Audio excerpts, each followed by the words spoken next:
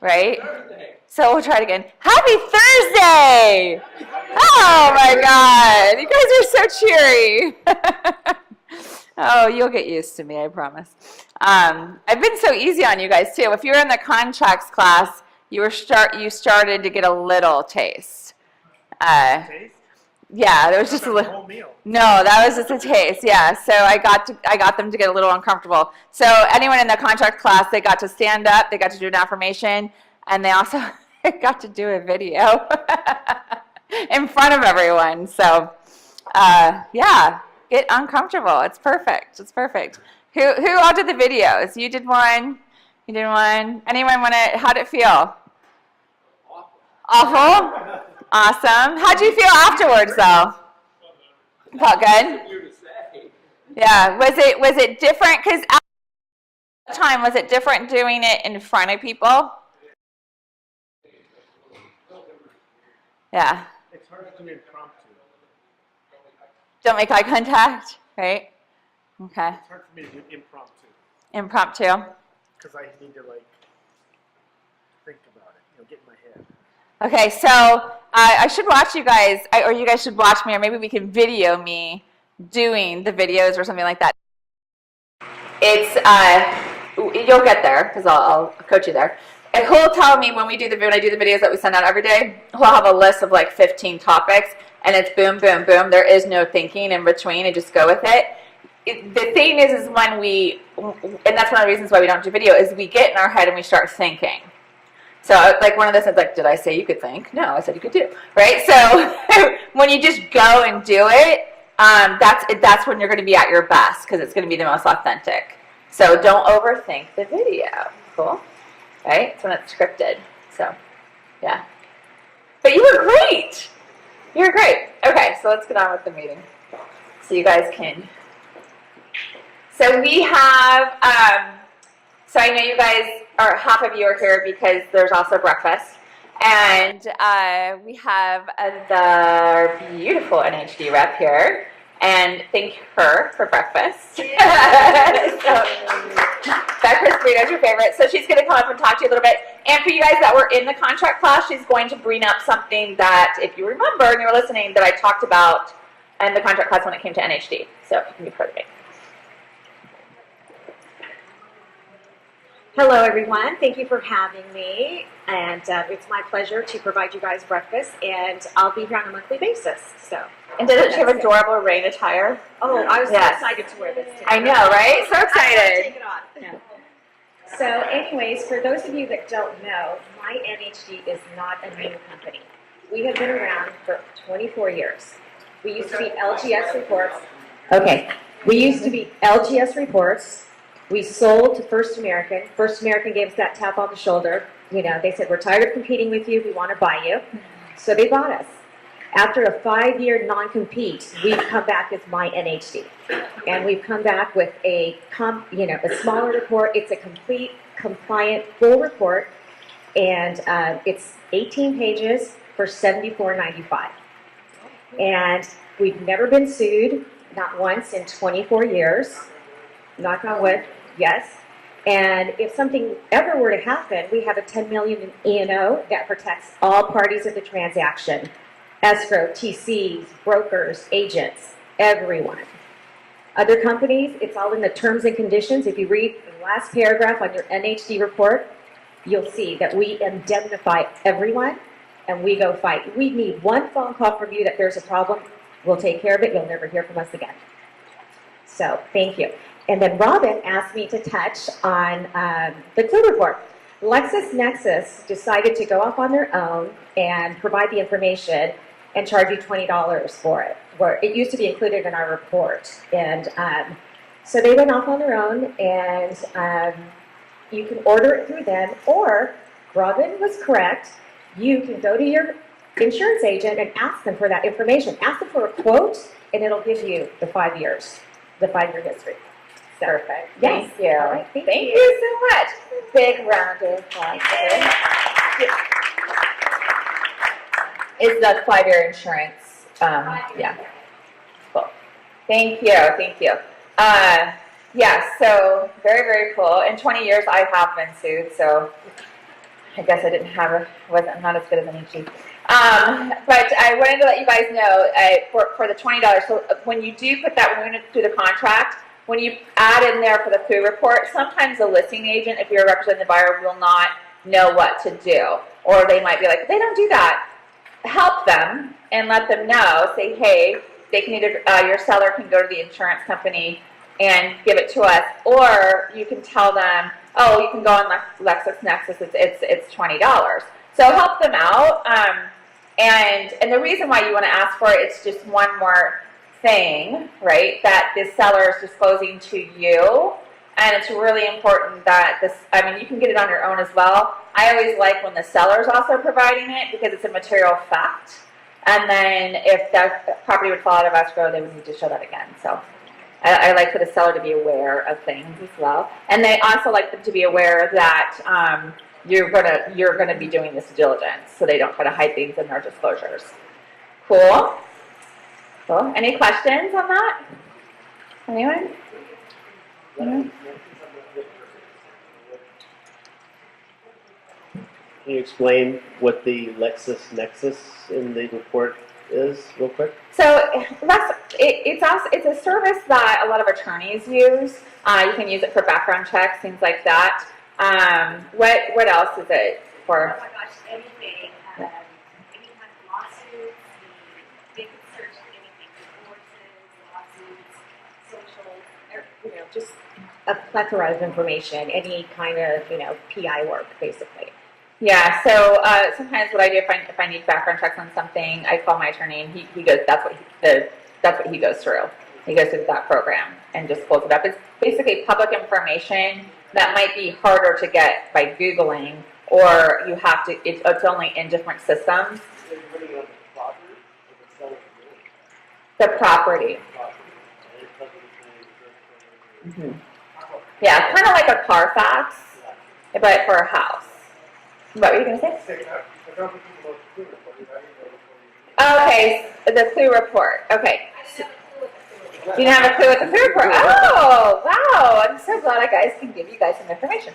Okay, so when on the area of the contract where you can put what things that the seller provides, and you put the NHD report, there's also, you can check environmental, and then you can put other. So you check that checkbox and put clue report. And what a clue report is it's the history on the house of insurance claims. So, and that's really something you need to know, because let's say they've only owned it 3 years, but there was a flood 4 years ago. That seller may not have been disclosed that as well, or they may not think to disclose it to you because it didn't happen while they owned it, right? And that's where it could get tricky, because if it didn't happen while they owned it, do they have to disclose it? However, if they knew about it, do they have to disclose it? It's a total gray area. So you want to make sure you do the history on the house, so that you know, like, does it have bad pipes? Was it replumbed? That kind of thing. So it'll tell you, was there a fire? I always like to find out the stuff just because as well, because of mold. Could there be mold on the walls? That kind of thing. Was there a crack in the pool? Are you on a slope? That could be bad, right?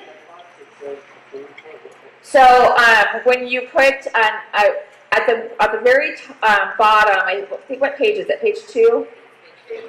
Page 2. Yeah, of the RPA. Thank you. Oh, there's all your notes. I love it. Look at all these lovely notes he made for my class. Okay, so on page 2 of the RPA, so it's 7A1.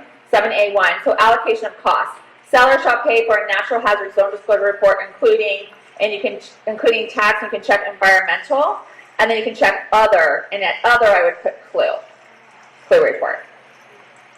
Yeah. You check environmental also and clue? Mm-hmm. I check whatever I can. I just want it all. Yeah. You're welcome. Yeah, and they can counter you out. They don't really even usually notice that. However, it's one of the tricks of reasons why you do that, what I went over in the class, is a listing agent most commonly will just think that's standard. If they don't provide you with that, which they normally don't, and then now it's time to remove contingencies, you're like, great, I will remove everything except for this. I haven't received this report yet. And I'm like, well, we don't have it. Can you provide it? Once they give it to you, you legally have 5 days to review. So now you have a 5-day extension and a contingency plus your 2-day prior to perform, so 7 more days. Yeah. Yeah, so if you ever have questions on that, when someone's, you're not ready to remove contingencies and they're pressuring you to, come see me. I'll find a contingency in there somewhere that doesn't have to be removed yet, usually. Okay, and just remember, you always have 5 days to review a document. Okay? Yeah. There's little details I don't really go over with you in real estate school or training or anything. Huh? Power curve, they probably don't do that there either. I doubt it. Not that detailed, yeah. No.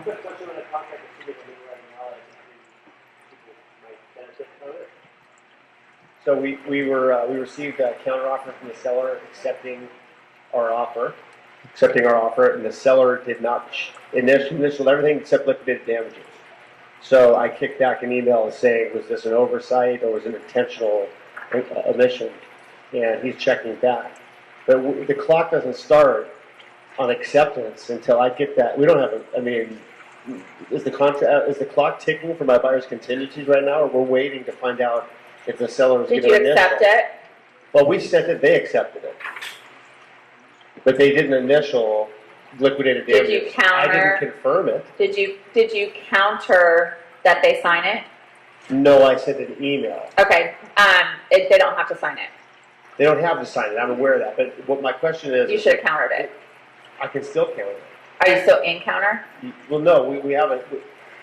They sent the accepted offer back without the liquidated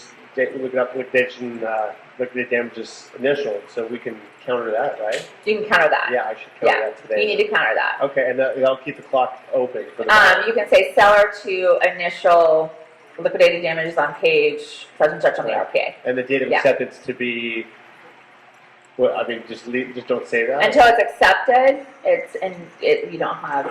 Is it technically not accepted right now? If you accepted it, it's accepted. I'm not the seller. I'm representing the buyer. Okay, so did you counter? We have not countered yet. No, well, we didn't counter. They just accepted They just accepted it, but the seller did offer. not initial the. They accepted it with no counter, but they did not initial liquidated damages. I'm just Did curious. you send a counter? Okay, I gotta send a counter You didn't because the confirm escrow is it? a little tight Yeah. in time, so I want to make sure. Do it right now. Okay. All Yeah. right. Well, not right this second. After this meeting. After the meeting. Yeah. Okay, thanks. Okay. First paragraph. Hold on. In the first paragraph of the counter, it's 1A, it says if one or the other does not sign that disclosure, it excludes it from the contract. But since you haven't countered, that's still an Yeah. issue. But they accepted it. Yeah, without addition that, so we can counter that. However, you can still counter at this point because you sent the offer in on presuming they were going, because you signed it, Yeah, and there was no counter yet. So I would go in with a buyer counter one. Okay, done. Yeah. Thank you. That's a good call. Yeah. Yeah. Yeah, make sure it's buyer counter one. So just so you know, any inconsistent statements or agreements will be kicked out unless you counter and ask for it to be included. Yeah. Not part of the agreement. It's not a part of the agreement. Did you sign the That's buyer? possible. Did the buyers sign the liquidated damages? Yes. So there's the inconsistency. You have Yeah. one party that signed it one way, and another party that signed it the other side way. So you do not have a binding contract So we have to counter it. until you have a contract. Yeah. So you need to counter it to get. Buyer counter one. No, that's not true. It's only that clause that they are inconsistent about that will be kicked out unless you come back with your counteroffer or you resolve it. The courts will just kick that whole part. Yeah. Okay. And that will be your gray area and everybody Yeah. will be arguing about. That's why I just do buyer counter one. Email will mean nothing. Okay. Yeah. Okay, cool. That is. Oh, yeah, that's good. Yeah. Don't you love how you can learn something every day in these meetings? Okay, cool. Thank you for sharing. By the way, always feel free to share and don't ever think that your question or whatever you're talking about is something that is stupid or anything, because someone's going to learn from it, right? And just feel free to share it because every transaction has something where they're all different, right? And it all comes out, well, this, like, have you ever been like, just when I thought I've seen it all, and you're like, here we go. So don't ever say, I think I've seen it all. Don't say that. because in your next transaction, you're going to see something more.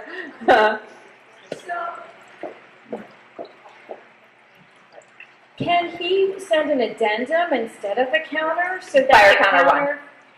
Buyer counter one, because the You addendum have to wasn't do- part of the original contract, so I would do buyer counter one. Okay. Yeah. It was probably just an oversight, like you said in the class. Yeah. How the DocuSign.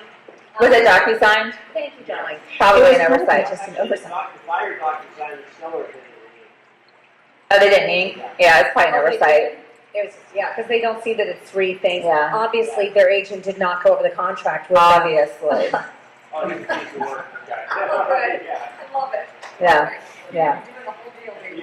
yeah. Have fun. Have fun. Earning that commission. Earning that. Oh, yay!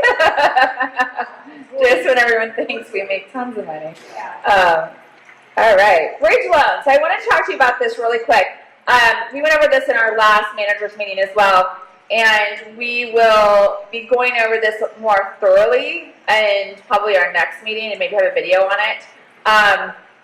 Does anyone not know what a bridge loan is? And it's okay if you don't.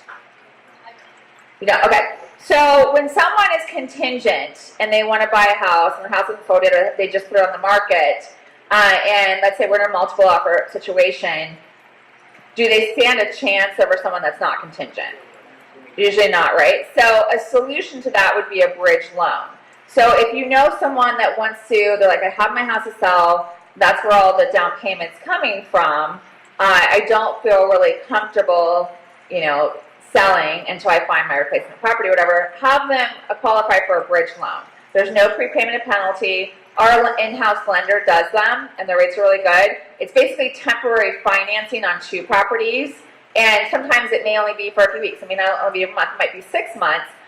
This also works really well, let's say if it's not like high end, but a little bit more on the higher end, because do more expensive properties take a little bit longer to sell, right? So you might want to take those into consideration. Let's say they found that they were just walking around, I think we want to buy something, or I think we might move, but we're just thinking about it. And they go into an open house and then they find the one.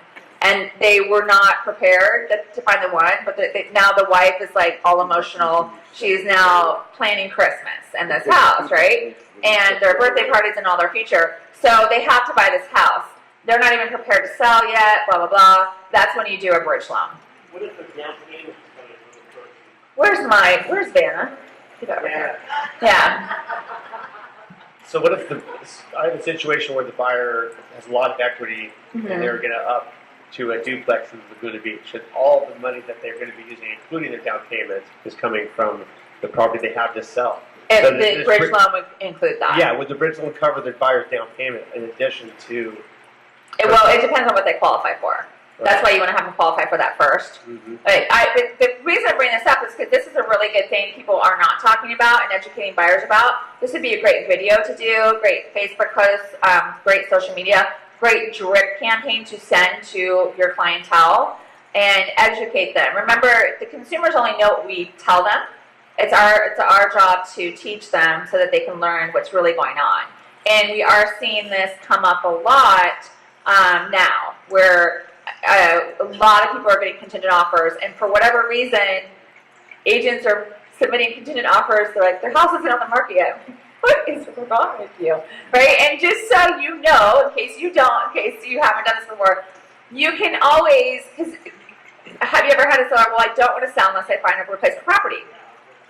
So put a contingency in place, excuse me, have it subject to them finding a replacement property. That's a seller contingency. So your seller does not have a contingency until you put it in place. So you can put it in the MLS, you can put it in your counter. The sale is contingent on seller procuring a replacement property of their liking. I always want to put that there, liking, right? Because there's lots of replacement properties. They need to like it. So you want to make sure you put that contingency in place. If you do not put that contingency in place, they sell their home. They're in escrow. They're like, okay, great, we're in escrow now. Let's go put an offer on it. They don't get the house. By the way, this just happened. This just literally happened. they don't get the house or the inspection turns out bad or whatever, they're like, well, now we don't want to sell. That agent did not pay contingency in place. They're selling. They're selling. Yeah. And then those buyers are now blaming the listing agent that doesn't even represent them because they didn't get the home. However, the agent that represents them never even called the listing agent to have a conversation. And knowing that it was multiple offers. I don't know how much theirs was. The other one was like 1.3 something. Huh? They sold their house thinking they would get the one that they wanted. They sold their house, then put an offer in on this house while it was already had multiple offers. They didn't end up getting it. The seller didn't pick them. And so now they didn't want to sell their house, but they have no contingency in place. So they have to sell their house. Probably. I don't know. I didn't even talk to them because I'm like participating in your stupidity and your drama. But that's what, because now, and then now the buyer contacted our company blaming us for what their broker did. Not with our company. The buyer's agent is not with our company. So, but Greg was part of that too. So fun. So fun. Based on the contingency based on acceptance of the offer or the property of their liking, not in pursuit. It has Not to in say pursuit. acceptance. Or obtaining property or, procuring, whatever. Use the right verbiage. If you ever need help with that, just ask us. That's what we're here for. Don't guess. That's bad. When it comes to real estate, don't guess. Well, I think this is right. Yeah, that would be really bad. That would be really bad later. And I'm like, because then I'm going to be like, then you get this question with me. What were you thinking? How many times have I told you this? So just ask us how to word it. It's not a big deal. But don't text me asking me how to word it. Just call me, please, because I will hear the phone. But I get a ton of text messages. So any questions on bridge loans, by the way? We'll give you more information, flyers. They're actually we went over this literally on Friday. They're putting stuff together. I just didn't want to wait another week to give you the info. So I will give you more info and help you with videos on it and stuff, but I just wanted to give you the info now. That would be great if we have some, information that we can send to our Database. For your database, yes, yeah. So because a lot of people are in that situation. They don't want to sell because they don't have the right property to move in. And this is just give them the idea that you can. Some of them they say, okay, the interest rate is higher, blah blah blah, but it's still opens up the opportunity. And it's temporary. Yeah, exactly. It's temporary finance. And by the way, this is normal. This was something that used to happen all the time. My mom, I think, has had a couple of bridge loans. It was totally normal back in the 90s. What years is it normal? Sorry, you got more experience than I am. You're older than I am. It is what it is, right? The 80s and 90s, it was very common. Yeah, very, very common. So, especially 90s, I would say, during that recession period, like 92 to 97. At the beginning of the 80s, when interest rates went up to 18%, too, you had a lot more bridge loans and 18%, guys, in the 80s. That was a loan. I remember my parents bought the house I grew up in. It was like 17.5%. And seller financing as well. Yeah, seller carryback. With rates moving around on a bridge loan, is your 30 locked when you do it? It's locked, yeah, once you lock it in. Yeah. It's like a regular loan. It's just regular loan, but the first part is separate, right? Yeah. Cool. Any other questions? And I'll have more detailed info. It's just I don't like to wait because what if you met someone today that could have used that info? So, and that's where if you do get someone today that info's good for, just go, you know what, we were just talking about this today. Let me get the correct info for you and send it over, and then just give us a call and I'll make sure you guys get the right info. Okay? I just didn't want to wait, especially for people that have open houses this weekend, right, Adam? Yes. Yeah. So when you're in open houses, you're going to meet people that are like, oh, I really love this, but we have a house to sell. Have you ever thought about bridge financing? I would definitely have information on bridge loans at every open house. Okay, and in your buyer packages. Oh, whoops. Big info, and I just totally went past it. Okay, so did you guys hear about the merge? No. Ah! Yes, you did. Oh, you were at the contract class. You did not even. I was in the ladies' room. You left the building. Do you ever do that? All of a sudden, like everyone's talking and you're in a class, and I'm like, and then you come back and you're like, where was I? You were touring the. I was touring the building, which is unbelievable, by the way. Oh, is this your first time in corporate? That was, first time behind the closed doors. Okay. Like if you were on the third floor and you say hi to the receptionist, you say, "Can I get a tour?" And they gave us a tour, and it was like a little city back there. It just is such an impressive. That's where thing they to had see. Greg and I locked up for like 2.5 weeks in Oh, I'm January. so sorry. Where you guys didn't know that we existed yet. We were there behind the door. There are no windows, but it's really amazing. There's so many great people there and stuff. Yeah. If you get the chance. They had us locked in conference rooms for like 2.5 weeks. I was like, okay. So this is kind of a big deal. Anybody else heard about it? It was on my Facebook page as well. So I think it's 4 offices total down in South County. So like Mission Viejo, Lisa Viejo. It's the one, if you ever go to Lisa Creek where the movie theater is there, that center. What's that center called? Is it Town Center? Lisa Creek Town Center. There was Star Estates right there. So that was their main office. So they have 4 offices. We merged. Michelle Williams. Is Williams Harrington or something like that? Okay. She is now going to be our broker of record. So it's so funny. I have a pretty good. I should get an award for that. I have a pretty good straight face. So some people were always concerned about. So Tom Wagner, they're like, oh my God, he's going to be our broker of record now. He's going to have time to do what he does best and be our attorney and blah blah blah. Well, yeah, because he's not really. He was kind of like a holdover. So she's really amazing. She's been part of the board for a really long time. Tough cookie. So really great ad. Really great for us. Makes us look a lot bigger. And we're growing, huh? 120 more agents. Let me get back to you on that. So, it might be in the article. 200 million. So another 200 million added to us. They're really cool. Yeah. So their name's gone now. And it's Yeah. not the one that's in Huntington Beach, or is that a different? No, that's a different one. Okay. I believe they ended up getting bought by Seven Gables. Is that, I think. I don't know. Don't quote me for sure on that. They did. Yeah. I knew they were for sale, but yeah. So they got bought by Seven Gables. But yeah, it doesn't really, you might not notice it much because it is South County. And it's like mainly Aliso, Mission Viejo. It's their 4 offices: Mission Viejo, San Clemente, Dana Point, and Aliso Viejo. So Aliso, Mission Viejo, Dana Point, San Clemente. Yeah, so like I'll know people there and I'll notice it because that's what I'm used to. However, you guys, when you get past, like, it just is what it is. Like Laguna, you kind of stay back there. Up here, you stay up here a little bit. So you may not notice it. However, it is a bigger network for you. And if you do occasionally have a buyer that wants to go from here and get more for their buck and go to South County, it is what it is.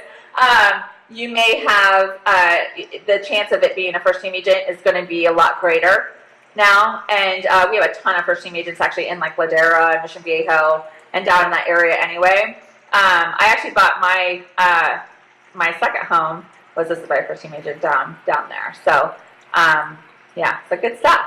Really exciting. So I will, if you're on my Facebook, if you're not from me, but if you are, feel free to go and share the link that talks about it. There's a picture of her and Michael, because it's really cool for our company. It is a big deal, and it's a big deal for the executives because they've worked really, really hard on this merger. And as we're trying to grow and be all this yumminess, and those are not easy to do because you have to come together and agree, and there has to be a win-win, and everyone has to be happy, and that doesn't happen often. So, yeah, because believe me, there's been plenty where I think they've tried to merge and did not work out. That happens a lot, too. Any questions on that?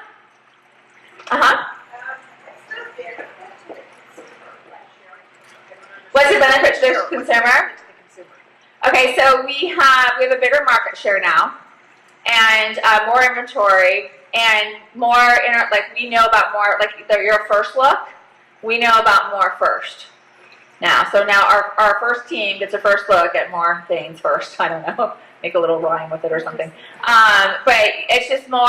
It's our team's bigger now, and we have more in-house inventory, which it's relationships. You have 200 more million of relationship volume there. That's a big deal. Believe me, anytime. Let's say if you got an offer on something and you got 3 of them, and one of them's with a first team agent, are you gonna try to keep it in the family? Most likely, it is what it is. Every company is like that. So that's where your consumer is going to benefit. So it's a lot easier to fight with someone in your own company. You have a Mission Viejo office, which is a nice big office. Yes. They have an office. Are we going to be combining facilities? Are we? It's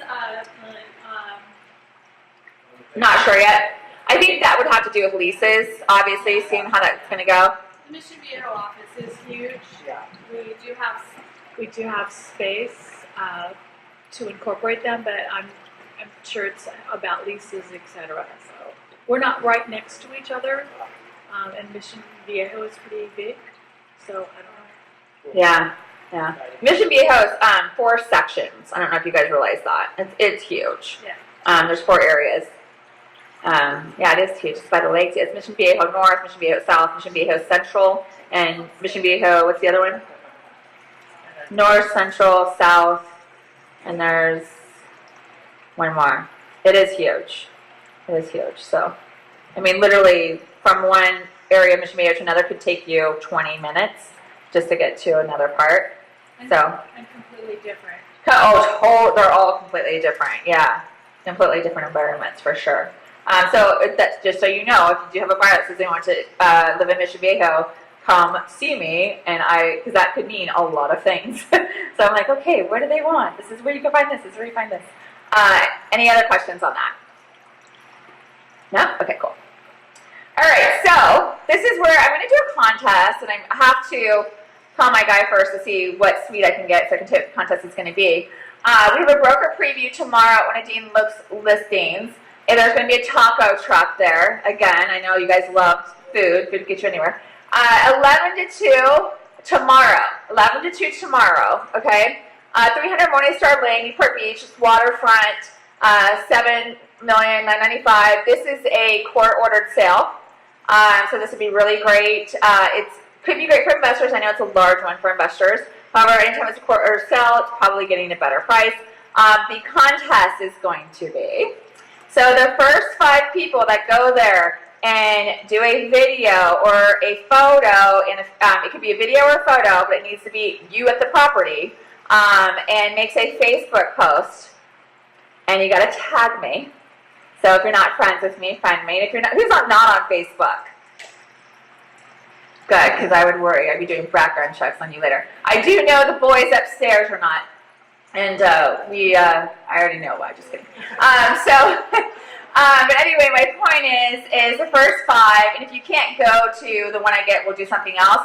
And I'm going to get a suite, the Staples Centers, to one of the basketball games. So we're going to, you guys will win a seat in the suite. You won't drive there. There'll be a limo bus and all that. But we're trying to get as many first-team agents there as well, and to support not only Dean, but also... Why would you not want to put that out there? That's really amazing. And also, so you can see a waterfront property and see what you get for at a court-ordered sale. Do you have any questions on that? Sound like fun? I'll be there at 9 a.m. You'll be there waiting? Yeah, you're like, I'm just going to wait, right? Okay, so, and the thing is that the suite fits 12 people. So you never know who else is going to be in there with you. Okay? That's why I only do a certain amount, because it's not all first-team agents. I usually throw a person in there that you might be excited about. It's not me that you'd be excited about, but I'll be there too. So please go support him. We'll email something out as well. Who's in on this? All right, I'm loving it. Maybe I'll think of a couple of contests, maybe I'll up the ante. Maybe I'll do 10. Okay. All right, so mastermind. First, because I was thinking about this as I was driving. First thing, needs and wants. Who has a broker's open today or tomorrow that they want to pitch? No? Okay, who has a need or want that you want to pitch? we just took a new listing in Lakewood, just near the corner of Cherry and Del Amo. Single family detached home, single story, 2-car attached garage. I think it's called Cherry Cove is the name of the neighborhood if you know the area, but it's a good value there. The flipped homes, the brand new flipped homes are going in the low 6s to the 650s. This is a home that's had many upgrades, new master bath, but it's not totally redone, and he's about 585, 575, something like that, so we're going to be listed in a couple of weeks. So if you have anybody that wants to get, a really good deal, I think. And that market, 1.2 months of inventory in that area for price for everything under 600,000. So really hot. If anybody has anybody looking, 1,500 square, just typical 3-2 single story built in the 70s. 1,500 square feet approximately. Pool or no pool? Excuse me? Pool or no pool? No pool, nice little backyard, nice front yard, kind of an A-frame front, and a lot of the homes on that street are getting, a couple of them are being flipped in there. A real nice opportunity, I think, for somebody. I just want to say real quick, Denise, your outfit is absolutely gorgeous. Like, don't you think so? Like her shoes and everything. I'm like, look at that. I'm like, damn. Where'd you get that? Oh, I hate when I hear those kind of things. Okay. We need to take a picture of hair. Yeah, I mean, how gorgeous. Yeah. Who else wanted to say something? Neither one? First of all, my name is Parnas. Hi, everybody. Hi. So, I have one listing coming up in a couple of months. It's in University Park. It's a brand new home. I sold it to the buyer like a couple of years ago. They rebuilt it. It's beautiful, 5-bedroom. Everything is like top of the line. It backs to the park. It's really beautiful. In a couple of months, it's coming. It's going to be around 2.4. That's one thing if there was somebody like if you want to give them a shot before it's on the market. Then I have a need. I have a buyer for Turtle Rock. I have been trying to find them something off market. They want something close to University High School and up to 1.3, which is like the limit of finding a single family over there. Okay, so they want something University High School District. They want 1.3. They want very close to University High School, not just University High School. So they want to be close to the high school as well. Yes. Okay, and it has to be in the school zone. And it doesn't need to be single family. Single family, attached or detached, there are Okay, some options. so I'm giving you guys, she's giving you a product of a buyer. I'm going to tell you where to find the product of where they live, Turtle Rock. Yes, and they are very specific. So if somebody is willing to work with me, I have sent buyer letters, I have door knocked a little bit, I know the streets that they want, so I can like narrow it down if somebody is willing to What's the square footage? About 2,000. Okay. That price. Okay. Turtle Rock will have this. Okay. So if you guys want to team up with her, she wants to go where to find the listing. I need him. Because you already have the buyer. Okay. If you do this correctly, so we need to have the buyer around letter class real quick. You could probably end up with 3 listings from having that one buyer. Okay. Trying. What? Trying. There is no try. Oh yeah, just there is no try. Did you guys get that one yet on the video? You did? Okay. See, I do not watch them. So, okay, perfect. Yeah, so Turtle Rock, Turtle Rock, Turtle Rock. Look today, that's a homework assignment for you. She does not want Does it have to be walking distance? Okay. Okay. The options are very limited. I live there, so I know the area very well. Okay, what about University Park? No. No? That's the hard part. How about the new construction that's gone on in the area? Well, how in shape are they? That's for I can walk a long time. Can you? Like, William Lyon Homes built a community a couple years ago. right? That's at University Park, and they are like 1.5.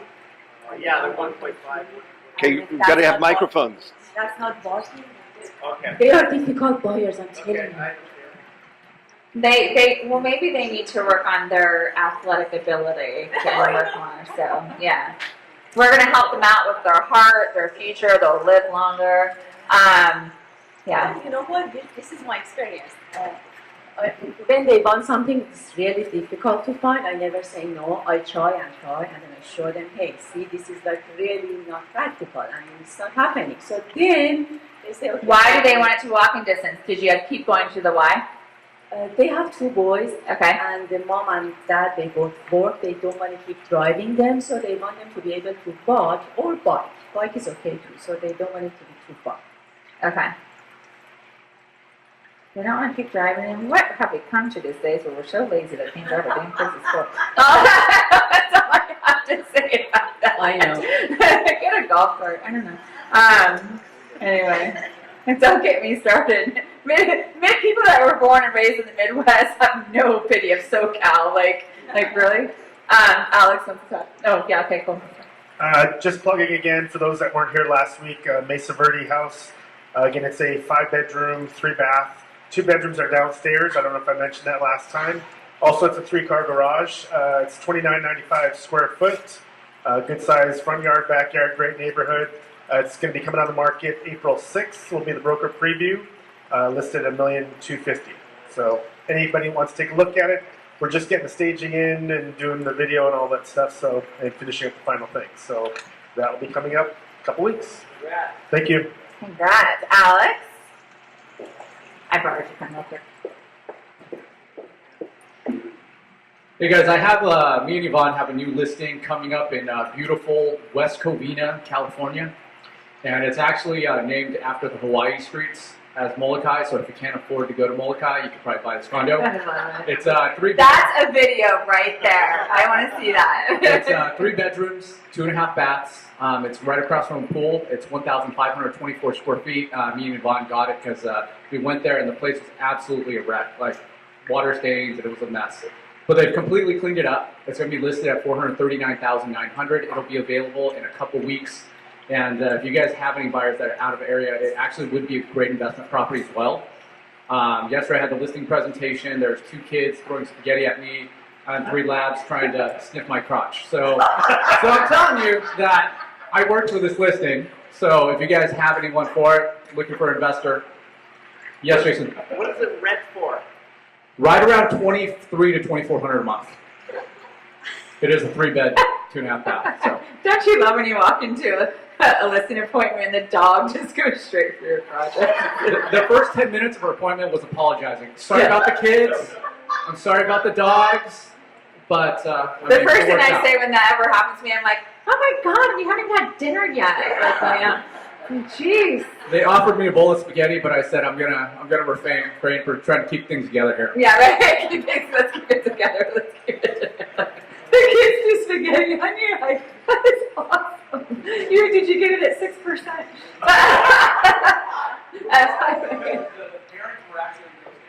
Oh, they were in real estate? Oh, so you still got it at 5 and they're in real estate. Perfect. Good for you.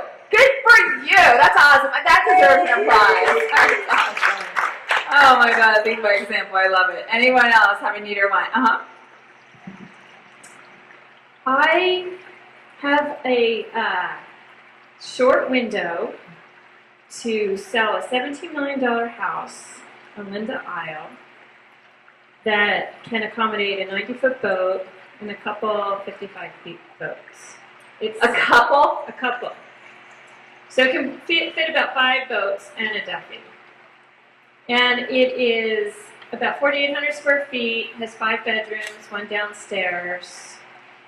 It's a rebuilt house. I don't have the listing, but the builder said if I can bring a buyer, I could get a single party showing. Yeah, well, it's not brand new because it's rebuilt. Jody, I'm going to give you an idea because that's a unique thing. Right, with those amount of boats, and that's also something with someone with those boats would be looking for. Go to the boat brokers. Okay. Go to the boat brokers, and Newport and Dana Point. I would also call Marina Del Rey. Okay. Okay. You guys getting ideas? Yeah. Good. Call the boat broker. They're the ones that are going to know who has those boats or who's buying those boats. Especially in Marina Del Rey, they have a lot more big slips with yachts. And just so you know, some of the times, I'm like, which boat's yours? They're like, I have the fleet. I'm like, oh. Right? So there are people like that, and just nobody in this room. But there are people like that in the world. Right? Do you have something? No, I was No. just going to comment on no, Do it. I have this, that one you just pitched, the Linda Isle. I have a contact. Remember the Crestview Drive one I had that expired? Well, his friend that also lives there is looking to buy high-end real estate. He's a billionaire from Hong Kong or something like that. And I met the guy one time. We could pitch it to him, give photographs or anything. They don't have any photos. Okay. And they're just like today, they're cleaning up all the stuff on the floor so they can show. You can show it. They have a couple, they have it, they were going to have it listed with someone else. But it gave me this opportunity before they actually signed the listing agreement. So it's a really short window. Okay. However, it's also a short window for you to get that listing. That's 30 days of follow-up you can do. So I bet you the other listing person that thinks they have it in the bag is not contacting them every day. Contact them every single day and let them know what you did to try to find that buyer. Want to let you know today I've talked to several boat brokers to find your buyer today. Want to let you know today that I talked to another boat broker. Want to let you know today I talked to 2 buyers. They're not in the market right now, however, they're referring to me as someone that might be. Every single day you do that will be your listing in 30 days. Okay? Are we going to hold her accountable to that? Yes. So every day, someone asks Jody, did you contact that seller? Okay? It's okay to be a stalker in real estate. That's what they want. Okay? Also a reminder of that need that I talked about last week. I've got a serious, he's going to be a buyer eventually, but they're looking for a home in Newport Beach area. They can do, I thought $30,000 a month was their budget, but they'll actually go up from there to 50 or 60. They're looking for a 5-6 bedroom furnished for just 3 months, starting mid-April. So if you know anybody that's gone from the country for a few months, they want to lease out their home for just a short term for 3 to 4 months, starting mid-April. It's got to be furnished. Has to be like 5-6 bedrooms, 4 or 5 bathrooms. Doesn't have to be on the water. Doesn't have to have a pool. Cannot be on a golf course or facing a golf course. Yes. Would you consider Irvine Court? Yes, we looked in Irvine Coast, so we definitely they would consider that. By the way, Jody, I know who you told me that was supposedly getting that listing. 100% they will not be contacting him. Yeah. And he won't even contact them when he is to sign it. He'll have an assistant do it. So 100% if you contact her every day, okay? Let's help her. Let's help her. That'll be a huge win for her, right? Cool. Yay. I'm not going to do that. Anyway, narrow it down, right? So, I mean, just narrow it down. Like, I mean, you're going to come down to 2 that would fit that. Okay. So, news travels. Let's see. One of the things I also wanted to pitch one for you. Dean couldn't make it today. He had an appointment, so I talked to him this morning. They do have a listing coming on they took a listing. It's coming on the market in about 10 days in East Bluff. 2.3 has a pool and a view. Most everything else like it is around $3 million. So there's no reason why this should not sell internally. He doesn't care who finds the buyer. So as soon as I get more information on it, we're going to blast it out to you so that you can try to find a buyer for it. Okay? Remember, we got the first look. So use that to your advantage. And then I wanted to ask you, does anyone want to share what you, anything that you've learned through any of the classes, or anything that you learned in the contract class that it was an aha or something that might help somebody else or something you didn't know before? And if you don't share, I'll call on you. Go ahead. About the pool reports, that was really a great information that you gave us. Okay. And where to put it on there. Yeah. Okay. So another extra one step. of many other things. Okay. Anything else? Any other ahas?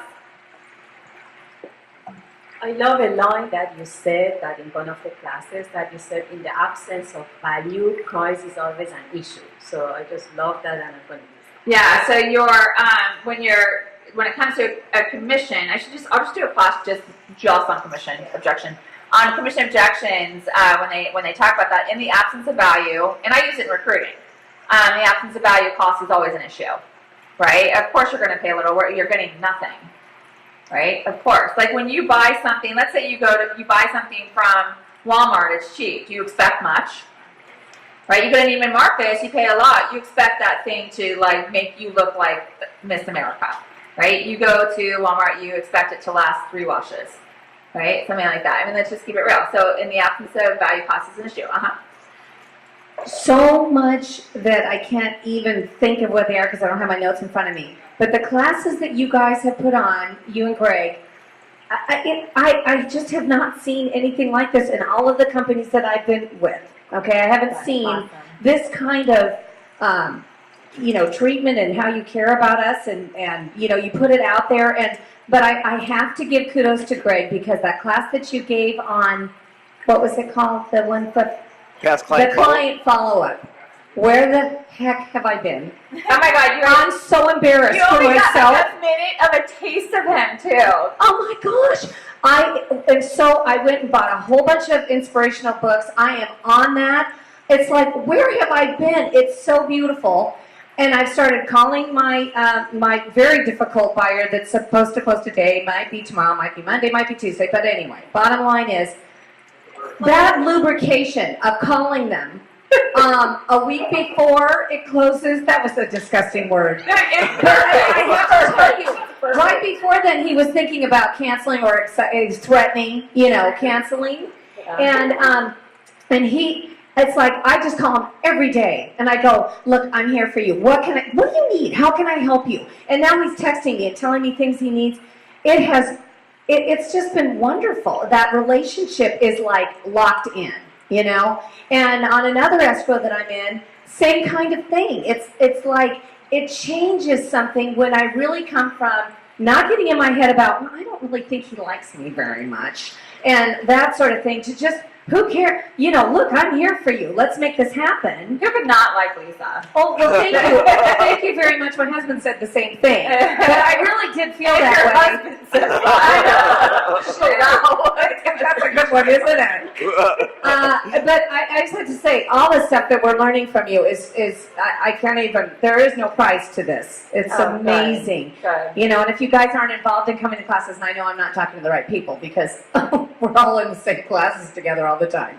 But it's just been fabulous. Good. Yeah. Good. Awesome. I'm glad.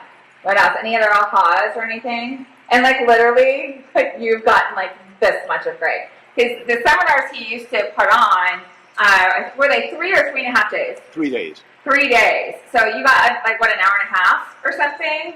There's so much more to come. Yeah.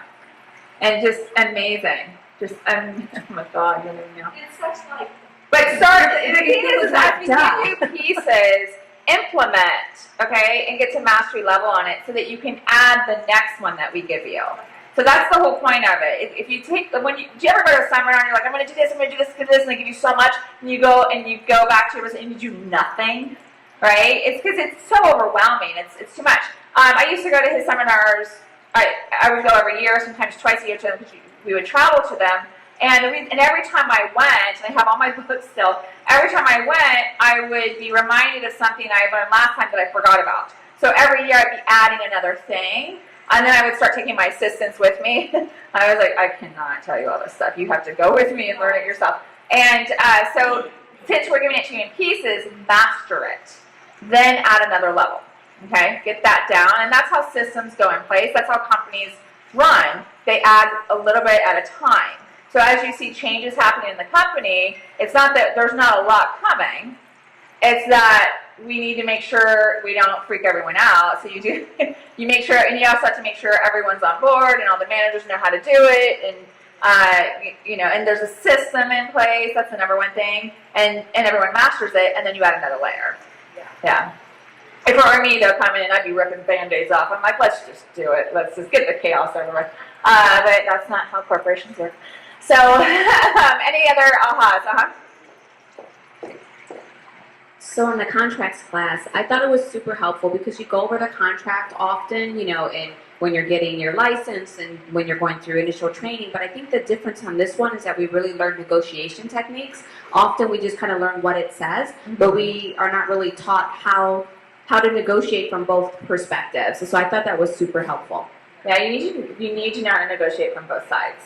And that contract works on both sides, right? You need to know what to look for on listing side and what to look for on buyer side, and where to put things you can negotiate moving forward. Any other thing?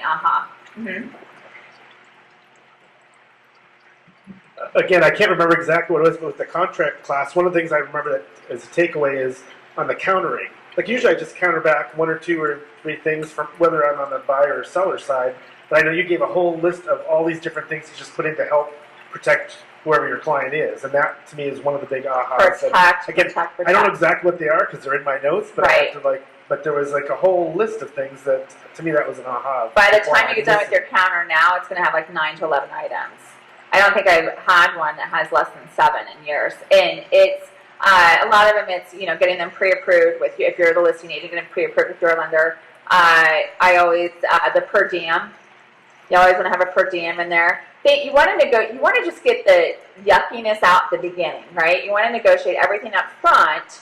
And then, because then it doesn't become an issue. Have you ever, they close late and then you want a per diem and it's not in your counter? Good luck, right? And then also, if you're the listing agent, property sold as is, we're not, no credit or repairs will be given. Just reiterate it. So when it comes to that time, you're like, look, we already said this, we're not going to renegotiate. Even though they can still ask, however, you've now said it twice, right? So, good. Awesome. Yay.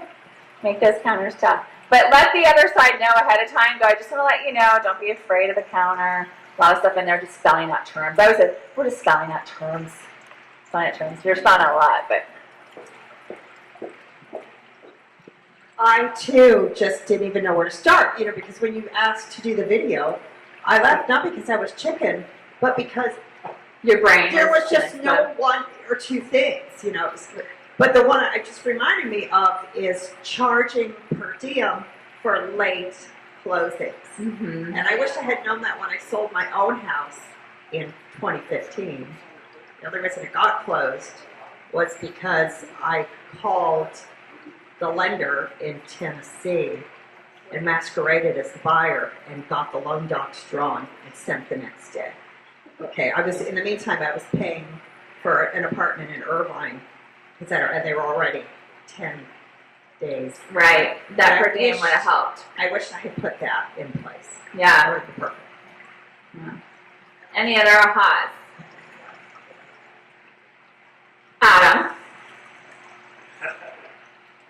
Every day here for me is an aha. He's adorable. No, I try to come in and I learn something every single day here that I did not know yesterday, and this is probably one of the greatest seasons of my life because I haven't learned this much in a very long time. It just seems like I interact with somebody new and I learn something completely different. And one of the things that I was thinking about in the contracts class the other day was, I watched, while I was going through the real estate class, and I watched all the YouTubes, and there was a lot of theoretical mindset, material, and I felt like, okay, I'm there, I'm motivated, I'm determined, I'm committed, I'm, take the nose, but actually getting the mechanics, learning how to use the tools themselves, it's like taking apart a car, it's learning how each tool works, where each part goes, and how it functions in relation to all the other parts. So I learned something about that every single day.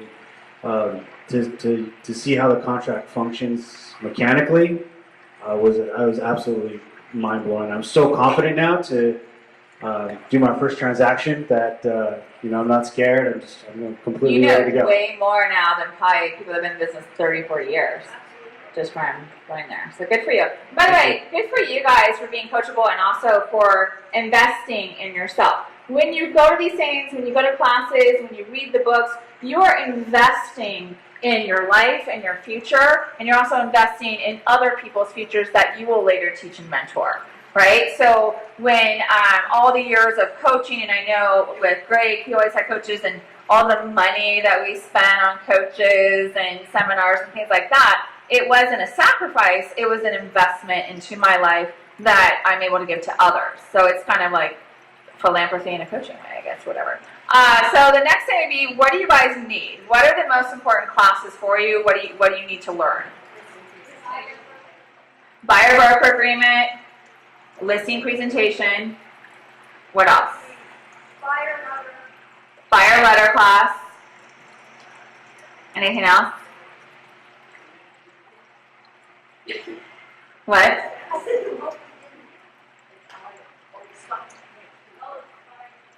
Expired? Okay, so for expired, I don't know if I did a video on the script on expired or not. I know I did it in any of the classes that we did, they're on tape. So if you weren't there, or if you went to one, watch the other ones too, because we do talk about different things in the other ones. So lead generation, I know I talked about expireds in there, and I think farming. But I'm going to tell you again, don't put all your eggs in expired baskets, okay? The ratio and the ROI, the conversion rate is so minimal. It is so minimal. And I see people day in and day out go after these expireds, and then when I review their business for the last 12 months, they either had one or none. So, and they put all their eggs in that basket. If you're going to do expireds, I would do it's March now, I would do the ones from the holidays in the fall. I would not do the recent ones. Those are the ones I would do. I would use the scripts I gave you. They're in those classes as well. They work like a charm, and they're very, very sweet.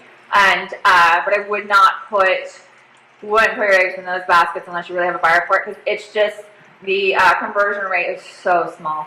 It is so small. I'd like to have a class on the marketing aspect. We talked about the 8-touch.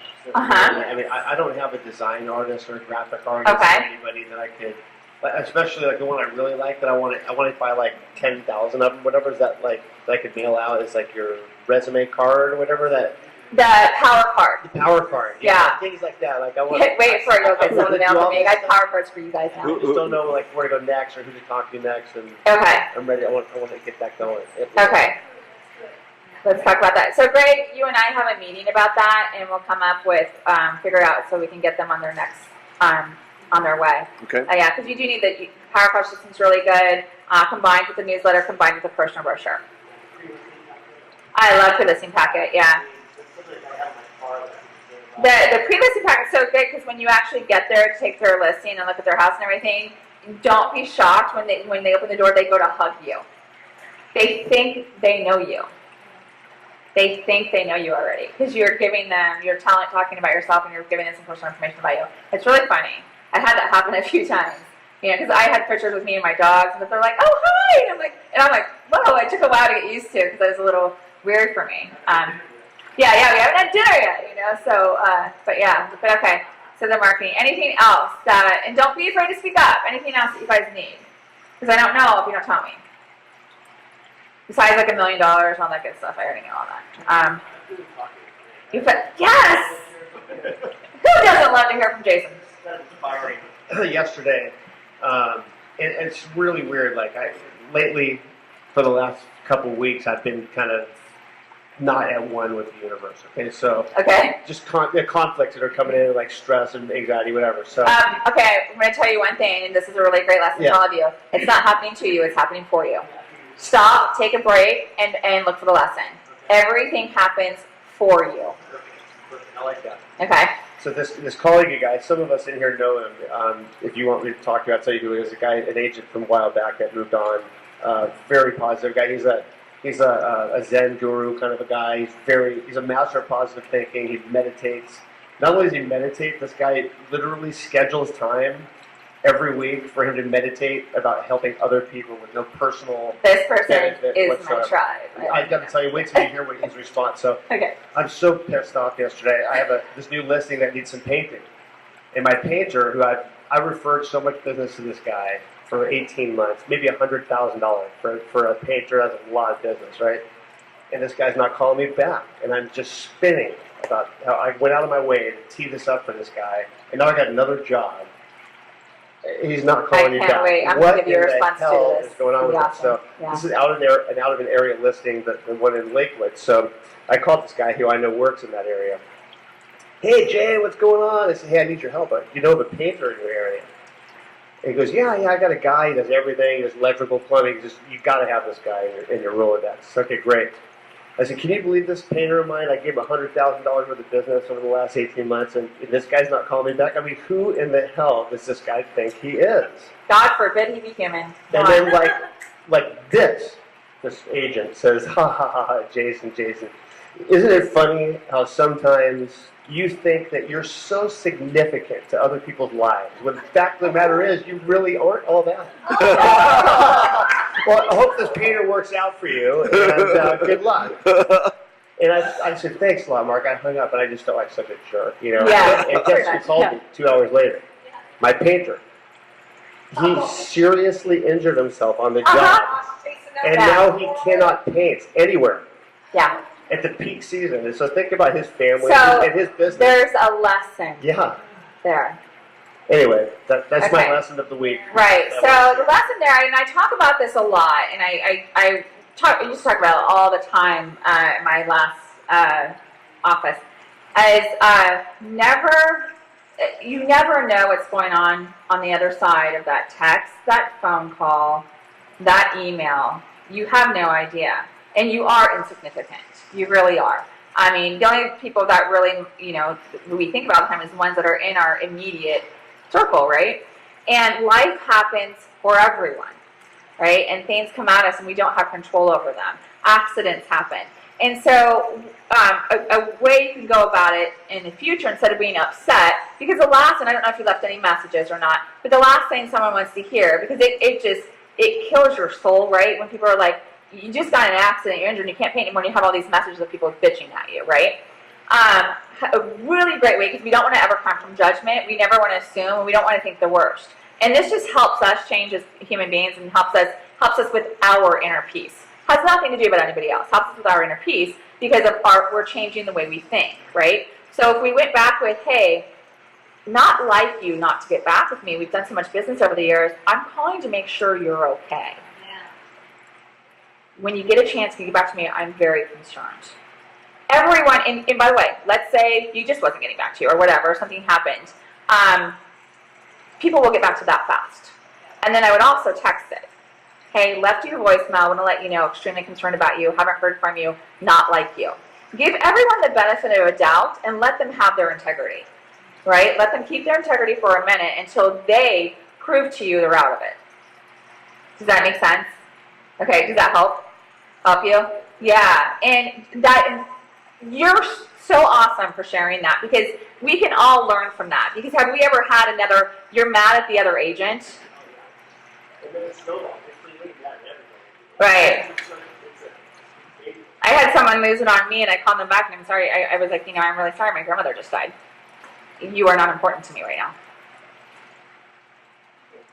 Click.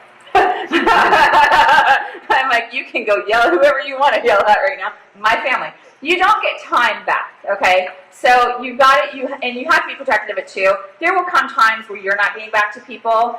Know what your priorities are. Know what's important to you, okay? If there's times where you need to be on the phone with family or you need to do this, take that. You will never get that back, all right? Your family needs to come first. You need to come first. Your health needs to come first. And I speak from experience because I missed a lot of time with my family, and I'll never get it back. And thank God I realized it when I did, or I would have missed more, right? So I can't go back. I can go forward. And I'm very honest about that stuff. I never will hide behind my mistakes, and because I learned from them. So just learn from that. And don't you think that would help you with your inner peace when you go about that way? Because now you're not giving power to assumption and power to someone not calling you, because you gave power to all that and you let it control your emotion. And the thing is I'm going to tell you this, and don't take this the wrong way, is what that did is his ego is bent. So when we don't check our ego, because our ego is the only thing that gets bent. It's not really us and all that. It's when our ego, because we think we matter. Right? We think we matter. Ego is the enemy. Good, I love it. Get that perfect for you. Let's get started on that today. Okay, let's start on that today. And thank you for sharing. That I really appreciate that. Anyone else that they need to learn? Wow, isn't that cool of him to share that story? Very vulnerable of him. So on expireds, because that probably makes up less than like maybe 10% of my business, but I do call those. I just want to give you guys a tip. Call on either day 1 or I shelf them and I call them back on day 30. Because if they, otherwise between day 2 and day 7, that's the worst day for the seller because they're getting probably 30, 40 calls a day. So that's just one of the things I kind of keep in mind. But I also want to mention that you guys need to be persistent about whatever it is in your business. The one I took in Lido, that was 1.9 million. That one was an expired. That expired 3 years ago. Very busy surgeon. A lot of times he'd be like, "I'll see you at 7 o'clock." But the truth is that he wouldn't be there. It'd be 10 o'clock, and I'd be like, I'd always go and hang out at that coffee shop. And then eventually he was there. And the day that I went to get that listing was the day the time changed. So his wife didn't update the times. So he was like, "You're an hour late." So he wouldn't open the door for us. But we stayed, and I committed to staying there. And I'm like, "Okay, just let me know when you'll be home." And I waited there probably 5 or 6 times outside the coffee shop. And then he was home. We got that listing. We sold it for the highest price in the building. And now there's like 4 other sales because we created that. The other one that I have in Big Canyon right now was also an expired. And I was actually literally doing my listing presentation. And then Howard had called. Like Howard was on the phone, like calling her. So, and I have no problem with that. I mean, I think that... That's great. Exactly. I have no problem with that either. 2 people in my office calling the same thing, go for it, guys. Exactly. Why not? So, I would rather lose to someone else in this office because I come from a place of abundance than to be worried about each little deal, that comes along. I mean, I'll tell you something funny. Me and Yvonne, so I've been working with this client for and I know her personally for about a year, but it just wasn't, I'm just busy, so I don't have all the time to work with her. And then yesterday, Yvonne's like, "Oh, I just met this girl," and then I just met with her, and he's like, "Oh, it's this company." I'm like, "Oh, is it Rose?" And he's like, "Yeah." So what are the chances that we'd run into the same person? But if I'm going to lose to anyone, it should be Yvonne, because I'm happy about that. Nothing happens by chance. Exactly. Nothing happens by chance, yeah, and we're not busy, we're blessed. Yeah, and by the way, I'm not being condescending ever, just get used to it. I always help you change your language. Okay, I always help you change your language. Sound good? Okay, anything else? Okay, I'm going to do one more thing because we didn't do it before really in this way and she doesn't know about it. Taylor? Can you come here for a second? Yeah. She's so cute. How adorable is she?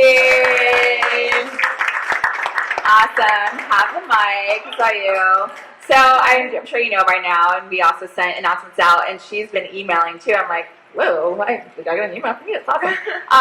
So our new receptionist, she's in her 90-day period. That's how we do it, or it's kind of whatever.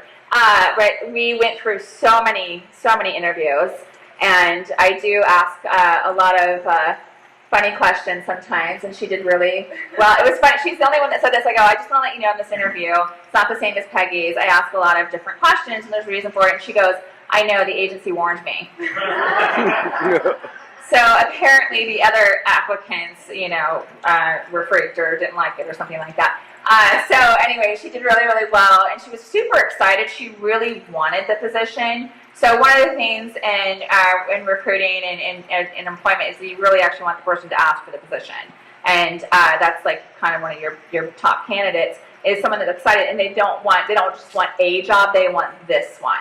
They want to work for this company, and they're just like, me, I want to be here. Because a lot of times you get people that they just want a job, and that's not a good hire, right? Because there might be something else that comes along the way that they'll leave you for. So thank you. We're excited to have you. Anything you want to tell everyone about yourself, or? I'm just excited to be here, and from everyone I've already met, you guys are amazing and so kind. And I know I'm still trying to figure out like a path where to go. I don't know if I want to go into the real estate business yet or interior decorating. So just having one-on-ones with you guys and just talking and knowing like where you guys come from, how you got into it is super interesting, and I really appreciate it. Thank you. Awesome. And just remember, she's one person. She has to remember, just like me, she has to remember all your names. So maybe if she calls you the wrong one or doesn't know your name, don't take it personal. She's one person. You just have to remember one name. She has to remember all these. Cool. Anything anybody else wants to leave with? Mm-hmm. And give it a hand for Allie. All right. I run her around. So first of all, I want to ask for your help, and I'm going to start by thanking somebody that I went and asked for help yesterday, and he came through in a big way, and that's Dieter. And I have some of the books. Oh, very cool. So thank you very much. So corporate has asked us to make a big recruiting push using some of the things that the merger and a variety of things. And we could just call agents, but we would much prefer to call the agents that you would like to be part of this office. And I went yesterday and asked Dieter, have you done a transaction with? Who would you know that would like to be part of it? And he gave me the name, phone number, and email address of a number of agents. And so I'm going to ask each and every one of you for the same so that we can accomplish our goals. I see another contest coming up. All right. So if you would send me the names, email, phone number, and any information about any of the agents that you've worked with, think should be here, would like to do that, I would greatly appreciate it. And don't feel any pressure, but I need it today. Because I know you'll forget about it. So, we're trying to get our accomplishment. So I just want to really thank Dieter and every one of you that support us in that way. So. Yes, and that's like a referral to us. So it's a much nicer call. Say, hey, you were recommended by this person, or they had a transaction with you and it went really well. And would you like to get a cup of coffee? I'd love to learn more about you.